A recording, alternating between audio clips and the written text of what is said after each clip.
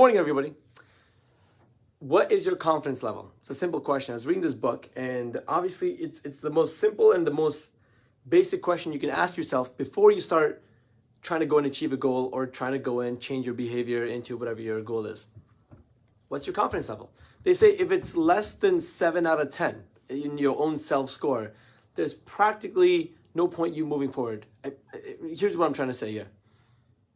You need to have self-efficacy. You need to have confidence that you have the ability to go change whatever behavior you're trying to change and sustain that new behavior. You want to make sure you have the confidence to go and, do whatever it is to achieve that goal before starting to go and achieve that goal. And I say that because if your confidence is way too low, you're almost setting yourself up for failure. So start by asking your confidence level. And some of you guys are like, man, I already got too much confidence. So then pass it on to other people. The amount of kids I meet these days, and I say kids like teenagers and even people in their early 20s, who the number one problem is they just don't have confidence. Maybe their parents never believed in them or their friends are always putting them down.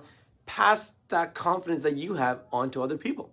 It's the base. It's like the starting foundation of you trying to live whatever extraordinary life or trying to achieve that crazy big goal. More often than not, if I have a goal that is like way too far out of my reach, I go to the people who I know are going to kind of put me up or pump me up and say like, you got this. And they remind me of the stories of when we have achieved something that was way beyond our reach. And that's a hack in even gaining confidence for yourself is just remember the stories of when you achieve things, right? Look, we all check our bank balances probably every other day. Some of us are obsessed with checking our weight, but you got to be checking your confidence level over and over again because it can rapidly change day by day as well. And then you got to build in whatever patterns you can to make sure your confidence stays high. It's just, this is how you're going to get to your extraordinary life, or you're going to achieve more and more of the things that you want to achieve, knowing that your confidence level is high. And yeah, maybe you need to change your environment. Maybe you need to change the people you're listening to. Maybe you need to read the right books or watch the right videos.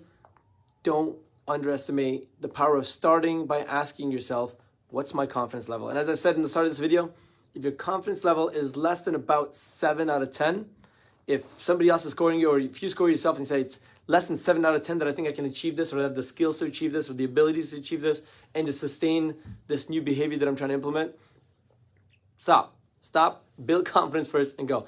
I'm reminded of this school. It's called Super 30. It's one of the greatest schools in the world. And you might not have heard about it, but it's very, very famous in India. And it's this guy who goes to really, really poor communities, right? Like the poorest communities in India. And he takes people who are completely underprivileged, completely have no money, have no future in life. And he takes 30 people at a time and he trains them for a whole year, and he makes them pass the most difficult engineering test in all of India.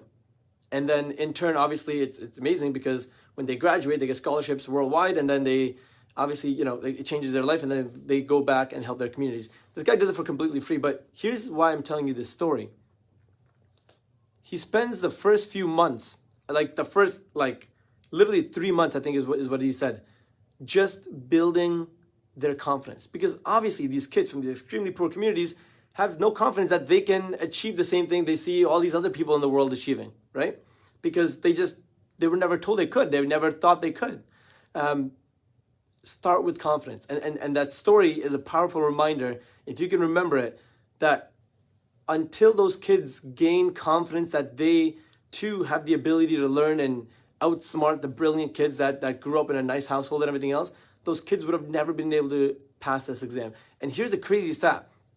I think he's done, I don't even know, hundreds and hundreds and hundreds of students from the poorest communities, and he made them pass this test.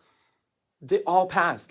He's got a 98%, to the point where people are trying to pay him hundreds of thousands of dollars to make their kids pass. But he's like, your kids are privileged. I'm not here to help those kids. I'm honestly only here to help the poorest of poorest kids. And he shows exactly how to do it. It's a really good book. It's called Super 30. And it's a true story. This guy is literally doing it as we speak right now. This is not a olden story from the 90s or something else. This is happening now. But check your confidence level. And if you have too much confidence anyways, pass it on. I can't emphasize how much I see teenagers literally around the world. I teach classes, to people in different countries. Like everyone, just they're not socially awkward. They're not like just shy. It's just a lack of confidence, and it doesn't take much for you to pass confidence on to other people. That's all.